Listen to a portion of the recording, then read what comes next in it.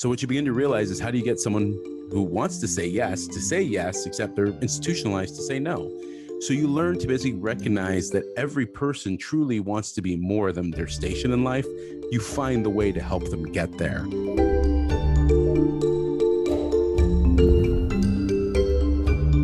Welcome to UpTech Report. This is our Applied Tech series. UpTech Report is sponsored by TerraLeap. Learn how to leverage the power of video at terraleap.io. Today, I'm excited to be joined by my guest, Alexander Fernandez, who's based in Las Vegas, Nevada. He's the co-founder and CEO at Streamline Media Group. Welcome, Alexander. Good to have you on. Hey, Alexander. Nice to meet you again, talk to you again, and I guess Alexander and Alexander. So it's going to be a fun show. It's a team here. We're gonna make it double A. Here we go. So Streamline Media Group, you just celebrated 20 years. So congrats on that. You guys are focused on the enterprise video game development area. Actually, you love Metaverse on your LinkedIn. You talk about discussing and building the Metaverse. Describe to me just very briefly, one sentence, like what is the problem that you are set to solve right now? Yeah. So what we're doing right now is that we're building and creating metaverses for basically entertainment companies, enterprise companies, and basically brands. What's happening right now is, very simply put, that every brand in this world now has to build creative, immersive experiences. And that runs straight through the heart of video games. And that's what we do. We're game developers turned, let us help you solve what your needs are by helping make a metaverse for you. So let's go back then and just hear a little bit of the journey. 2001, you get started with it was four co-founders. Is that right? Correct. Correct. In Holland. So yeah. So back in 2001, I was young. I was 20 years old when we started the business. I had curly hair, and obviously that went away through the years of basically running and being an entrepreneur. You know what? It was a fun time. I mean, I'll be honest with you. It's basically 20 years old, living and breathing in Amsterdam and just doing all the fun things that you can do in a city like Holland. I'm sorry, like a city like Amsterdam and in a country like the Netherlands. We started up with a very simple premise that we had been modders in our teenage years. We had made a game called The Gunman Chronicles that was published by Valve and Sierra back in 2000. And what we realized is that if we were going to continue making games, we were going to have to self-finance them. And the only way we could finance them was basically by selling our capabilities as services. And so you got to remember, back in the day, there was no indie game development. There was no digital distribution. You had to effectively work in a closed ecosystem with companies like Electronic Arts or Ubisoft, and you had to find a way into this realm. So what we realized early on was that the size and scale of video games was going to keep growing. We were great at art, level design, and engineering. So we thought, hey, you know what? During the day, we'll sell our services to the developers and publishers, and by night, we'll fund our games and do our own indie development in our house. And that's how Streamline was born. So you see that. Well, first off, you have a desire. You're like, we want to build games. How do we got to self-fund that? You see then, okay, maybe we can help work for them, help offload some of the work, take it from them to these big game developers. Fast forward a few years. I mean, how long did that kind of continue to grow? Because now you have 5 different departments. Yeah, correct. So we have 5 divisions, and those 5 divisions really focus on 3 revenue generating aspects of our company. So those 5 divisions are basically Streamline Studios, All Pixels, Day Zero, Streamframe, and Streamline Games. And each one of those basically do things as different as art, code, QA, localization, full product development, as well as effectively developing a bespoke platform software and bespoke software for the enterprise space. What we realized early on was that because games were getting more complicated and the scale and scope of them would require more labor, in this case, more artisans and more engineers, that it would just become a no-brainer that studios would have to find instant, just-in-time resources that were at a high skill and able to jump in and help them finish their projects at a moment's notice.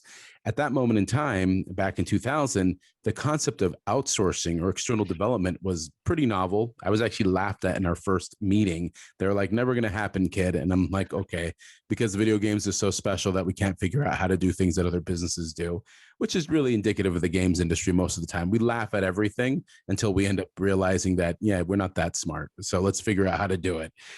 So then what ends up happening here is that we take that understanding that this massive globalization and disruption that's coming into other parts of businesses, it's coming to games, and Streamline's going to go ahead and help be a part of that disruption because it just made good business sense.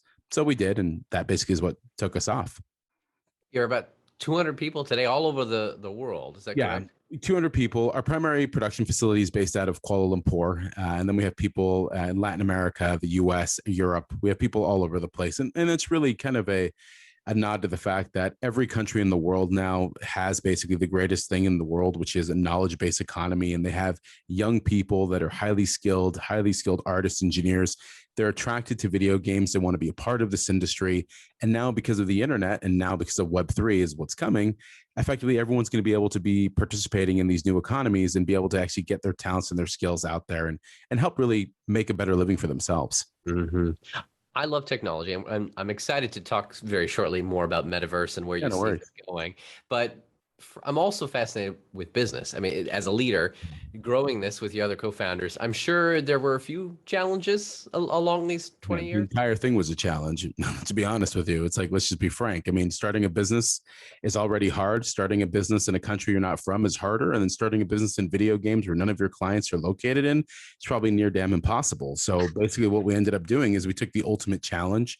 If you want to think of this like a progressive beat 'em up or basically a platformer game, it just got harder and harder and harder until finally you understood the patterns. And so I think one of the main things here for any entrepreneur that's out there, and anyone who's wanting and like desiring to be your own business owner, you have to be willing to basically walk through the desert on your hands and knees with shards of glass stabbing you every other minute and be totally fine with that and say, this too shall pass. I'll get through it. It'll be okay, because you have that burning sense inside of you. And it's not to be dramatic, but it's just to be very clear that no one is going to help you. Nothing's ever going to make you feel good about what you're doing, but you have to be so filled with the desire to get there that you'll do what it takes within the realm of obviously legality and morality. You don't do things that are unethical, and you should never do anything that puts you in jail. So really it's about being smart, but realizing you're going to have to like suffering. And actually, to be honest with you, the journey of suffering, the journey of trying, the journey of pushing yourself, that's really what this is about. I mean, when you look at anyone who works out, anyone who basically becomes the best in their craft, there's so much emphasis on the practice, the meditation, the relentlessness about driving to be the best you can be in that craft, to acquire that knowledge, to push yourself. You get addicted to it. That's honestly how it works, because any other way of doing this makes no sense. You can dream of money, but money comes and goes. The money ain't the reason why you do it. Let's just be real. You do it because you truly want to achieve something.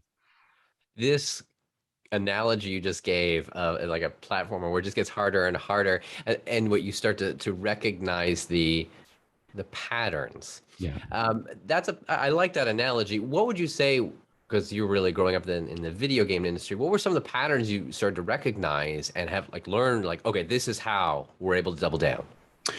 You know what you begin to realize just how much people don't know anything. You begin to realize that most companies, they cycle through and they segment knowledge in such a way that they lose institutional knowledge all the time. So what ends up happening is that when someone switches positions, everything they knew pretty much walked out the door. And anything that's left is basically like a facsimile of a really bad copy of a Xerox that no one really, bothered to protect. So there's opportunity in that loss of knowledge. The flip side also, which you begin to realize, is that there are people that literally have meandering jobs or middling jobs in the middle where they don't really do much except say no. So what you begin to realize is, how do you get someone who wants to say yes, except they're institutionalized to say no? So you learn to basically recognize that every person truly wants to be more than their station in life. You find the way to help them get there. And you do that by being the person that can help make that happen, by understanding what it is they're trying to achieve. There is more about human interaction, human desire, than it is about anything else. Yes, you got to be good at your skill set. So yeah, your hard skills, engineering, art, technology, whatever it is that you're selling needs to be good, but it's really the soft skills that get you there. It's understanding that basic human need to be more than what you are. By doing that and focusing on that, you can effectively build anything and you can achieve anything. Now, the flip side is also a basic thing, is that you got to be a human being, and you got to just basically break it down to the most simplest of things. There's always going to be those that want, and there's going to always be those that dream, and there'll be those that actually do. The difference between all three is the one that's doing started walking about 6 years ago, 7 years ago. And everyone said, why are you walking? They're like, well, I'm going somewhere, even if it wasn't clear. That's the person you're going to go be with, because they've already made the decision to go on the journey rather than talk about the journey, analysis paralysis. And then they end up working for someone else, dreaming of the day when then they retire. They're like, oh, I dream of, now I'm dead. That's, it's as simple as that. I mean, it sounds kind of like what, but really break it down. You only have so much time in life. So you got to go out there and do it. So your mentality is just to go do it. It's just to take action. I mean, listen, you have to take action. I mean, let's be frank. It's not going to do it by itself. I can hope and dream all I want, or I can get off my ass and go do it. Let me tell you which one gets done. So if you think back, let's say 10 years ago, can you think of a story or an experience that you can share of where you had to take a decision, make a decision as a leader, and some of the lessons learned from that moment? Oh yeah. Oh yeah. I mean, a decade ago, simply put, I ended up Christmas, right before Christmas. The financial crisis had hit. The entire world was on fire. We had to shut down our production studio in Amsterdam because of effectively clients going bankrupt on us. What was effectively the greatest year we had ever had. Millions of euros of signed agreements evaporated because games were financed on credit at the time. So basically, there went everything. The world had basically decided to, vomit on itself, and here it was, happening. And we were a business that got hit by it. What was phenomenal about this, though, is that we had one chance. And I sat there with my partners and I said, listen, we have the opportunity to move to Southeast Asia. We've done feasibility studies on 18 cities throughout the world. There's this place called Kuala Lumpur. We just come back from it. And I'm like, I'm willing to put everything on this move, that this will be the move that will help jumpstart us to where we need to be to make this work. And I said, listen, I respect everyone here. If you don't want to do it, if you think this is too crazy, if you want to basically go work at a normal job and go do it, no big deal. But I think this is the best move we could do. And at the table, my partners and I said, okay, let's do it. We were in Amsterdam, mind you. They had never been there before. I was the only one.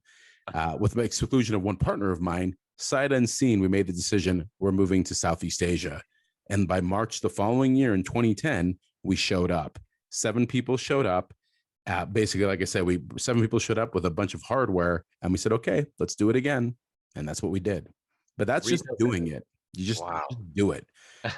Turned out to be the best thing we ever did. Oh man. So coming to now 10 years later, is there anything that you wish you could have gone back and told yourself that now, already in 2021? Buy more crypto?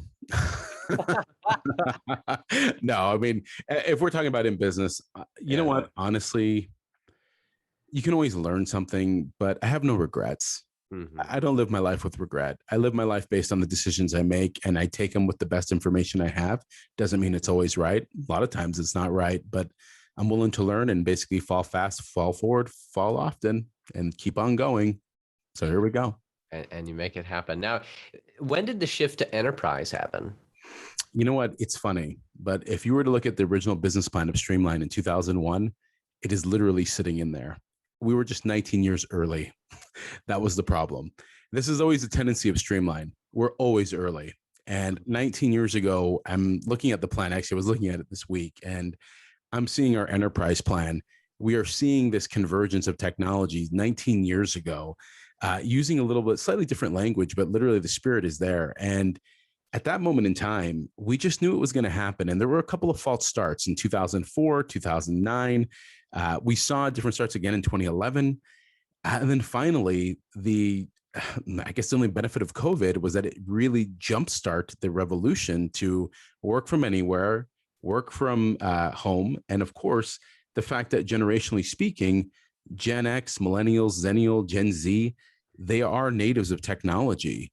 They understand this, and especially Gen Z, they demand their interactions, their socializing, their commerce to be taking place in something that's a little bit more responsive than an app that was made by someone who didn't even realize that there was a computer because it wasn't one when they were young.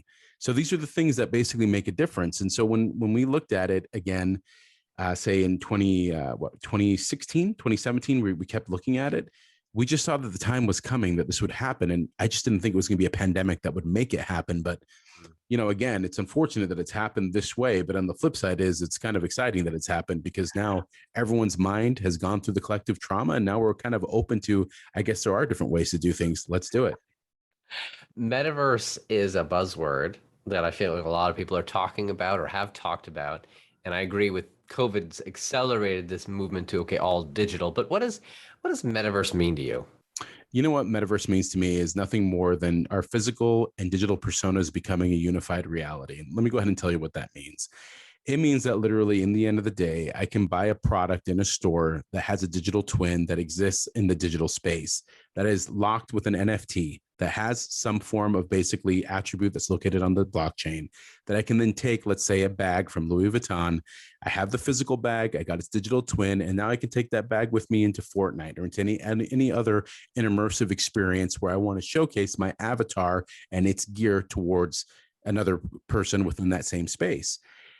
Yeah, maybe one day it means having a wire connected to you, but honestly, I'm not looking forward to that. I'm looking forward more to the practical use and application, because honestly, we live in a metaverse right now. Think about GPS.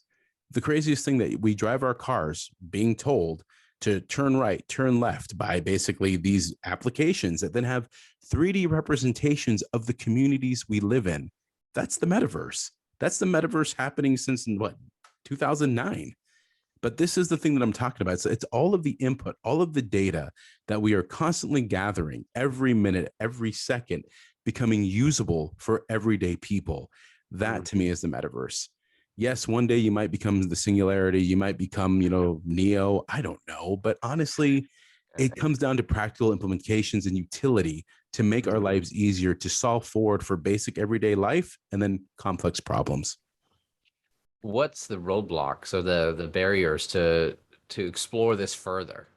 I think one of the biggest things is there's been and this was not a limitation, but there was just a generational thing. Because if you think about this, there's a real separation between traditional business models and the metaverse. The metaverse is literally about one-to-one ownership of everything. It's not about, Creep Book or a social media platform controlling your data. It's literally about you controlling your data and understanding how to trade your data for the services and products you want. It's about not having the nanny state, in this case, big tech, telling you what you should do. It's you basically deciding, this is what I want and this is how I do it. The other side on this too is that basically you got to understand that there have been traditional powers that basically don't necessarily want this to happen, because ultimately it creates new GDP and it creates new working opportunities. Let's be honest. The entire idea of work from home isn't novel. It's not like people haven't been remote workers. We used to call it telecommuting. Do you remember that? I telecommute. I mean, you don't need to see what people do every minute, every second. Butts in seats does not equal productivity. I think we learned that about 50 years ago. What it comes down to is basically building culture of trust, building an organization where people are results driven, results oriented, and basically capturing the meta of the goodwill and turning that into productivity, turning that into financial returns and results for everyone else. I think ultimately, in the end of the day, we face traditional management, traditional business orthodoxy that wants to be like, no, I need to control. I need to have, command and control, rather than turning into commander's intent. Commander's intent is what the world is now. It's not about what you can tell me as a boss, because let's be frank, the boss didn't really care about you when they fired you during COVID. Let's be honest. We saw that too. So that's also the other side of it. So I think we've entered this brave new world where people understand, very simply put, it's like what you create is what you have. And so you should be looking at every opportunity to create wealth and value for yourself. That's really where we're going to as a society. Individuals creating more items themselves and creating more wealth. Correct. And teaming up. Let's be clear. It's not about being individuals for the sake of individuality, because I think the reality is nothing great can be built alone. It's about teams of people coming together. It's really about communal economics. It's about people understanding that the community can create opportunities, but the community has to work together. I mean, that's what a company is. A startup is nothing more than a series of individuals coming together as a team to make something that doesn't exist. So we've got a little meta on the metaverse on this larger concept, but it's powerful to see where it can go, the reason for it. But let's tie it back here just for a second. You're working with enterprise. You're not working with individuals, helping them become better on metaverse. You're working with enterprise to take advantage of this shift. Like what? We're actually working with both, to be honest with you, because you got to understand it from this perspective, is that individuals basically are realizing their own capabilities and their own options that exist in this world today. So I think that there's an underlying current here that's happening that people have to wake up to, because, what is a gig worker? And I don't mean a gig worker in the Uber, Lyft, like, oh, isn't it great that I pay you nothing and you get exploited type of mentality. I mean it from the standpoint of like, you really choose when you want to work. You get to choose when you're doing things, and you get health insurance, you have collectiveness. I'm talking about that perspective. Now, what companies are looking for right now, let's say your enterprise businesses, is they need to remain relevant. They need to be able to corral customers and give them basically games and entertainment to keep them coming back, to still be a part of the culture that they're selling to. Because let's be honest, most brands sell to 18 to 36-year-olds, male and female, disposable income brackets. Advertising to television where they're not, it's kind of a failed experiment. Going digital, okay, it's great, but they're not on Facebook because of, well, all the reasons we've just learned why they're not on Facebook, except their parents are on Facebook. But you know what? Their parents aren't buying anything. So then the reality comes down to, where are they? Oh, they're in games. Oh, what are they doing in games? They're socializing. They're basically hanging out with their friends. They're spending time. So I'm a brand, I'm a company, and I basically have two challenges. One, to make sure the consumer finds me relevant. So I need to capture their intention, help them basically understand what I do, product discovery, drive to purchase, entertaining them. The flip side is I also have a bunch of young people working for me. What do I need to do? Change management, train them in a way that they understand how to interface with people and my business. So there's two really powerful things happening here. The generational change with the retirement of the baby boomers and the rise of Gen Z in the workforce with millennials, Gen X, and Zennials all together. Then the second thing is basically the fact that the digitization of financial assets through crypto, blockchain, and NFTs, those are coming together to form this new economy. And that economy right there is what all of the brands realize, because ultimately, in the end of the day, what it means for them is a true measure of brand affinity, loyalty, and the ability to build a community. And why is community powerful? Because what video games learned about 30 years ago is that you can take the most awkward, backward, antisocial people, turn them into a community, and they will generate $200 billion. So, in the most sarcastic way possible, they understand that. And most brands are like, oh my God, you're right. We should do that too. Yeah, no doubt you should do that. Except you do it with relevance, and you do it not by making crap product, but making great product, which requires high-end AAA development to create suspension of disbelief that they're only used to seeing in the most big budget products, big budget games. That's what brands have realized at this moment in time. Can you give any examples or case studies? I'm paying attention, but there may be those out there that don't know. Yeah, absolutely. I mean, I would drive everyone to go check out Balenciaga's Afterworld project that we did in December of last year. I mean, it's a bit self-serving, but yeah, let me use that as an example. I mean, Balenciaga, the luxury fashion brand, approached us saying, hey, can you bring our fall 2021 fashion lineup into the metaverse? And we said, yeah, sure, let's do this. Turned out basically driving it to 120 countries over 7 days, millions of people checking it out and playing it. And then at the end of the day, what happened is Balenciaga set the gold standard for basically fashion and video game tie-ins. And then they just recently did something with Fortnite in Epic Games. The reality is that brands have realized that the new culture is video games. Just like when they discovered they discovered music, film, television. These are the cultural changes that happen, that shape. Where is the attention economy? Games, immersiveness. The thing is, what people got to remember is that we learn through games. Take any child from 0 to 7 years old and 0 to 10. Gaming is how we teach them to learn. We play games with them. Life is a game. So here, what do you know? Here we go. Work is the game. You got to learn to play the game. Think about all these little things we say that has been in front of us as a society for hundreds of years, if not thousands. So I think the thing is, in the end of the day, the other side of it as something to take a look at is as simple as what Roblox and Gucci did. Roblox basically did a tie-in with Gucci. Gucci brought in their basically digital versions, digital twins of bags that exist and some that don't, released them from 50 cents to $1.50. Within 24 hours, those same bags went between 4,500 to 5,500 US dollars. People were buying them, not even buying a physical one, but a digital one, which basically showcases the thing about the metaverse, that your digital persona is as important to you as the physical persona is, especially for Gen Z. And this is the mind shift. So when we talk about what's a hurdle, it's like, it's just generational, because you know what? Someone will be like, I can hear, someone saying like, why would a kid buy a digital blah, blah, blah in my day? Well, that's great. In your day, you drank, water out of lead pipes. In my day, I didn't do that. So, this is the difference, but it's just purely generational. And there are forward thinking generations. And I mean, I've met some great, boomers that understand. I mean, they're like the hippie boomers that really get it. And they've embraced it because this is what they always thought it was going to be. Because let's be clear, the hippie boomers built the internet when it was ARPANET. They're the guys who built it. They're the gals who built it. So this was like the utopia they were creating. It only took 50 years to show up. What do you know? What's going to stop the continued growth? Like what could be the roadblocks or challenges that we need to overcome for the continued growth of the metaverse? To be honest with you, it's when you get these companies, certain companies that are just kind of creepy, that think they're going to come in and basically control the place because they think, you know what, if I lose their attention on my Web 2.0 location and Web 3 takes over, I'm out, and my model, my surveillance capital model goes out the window. And yes, that's exactly the point. Your surveillance capital model should go out the window because basically being a lurker or a peeping Tom should not be a business model.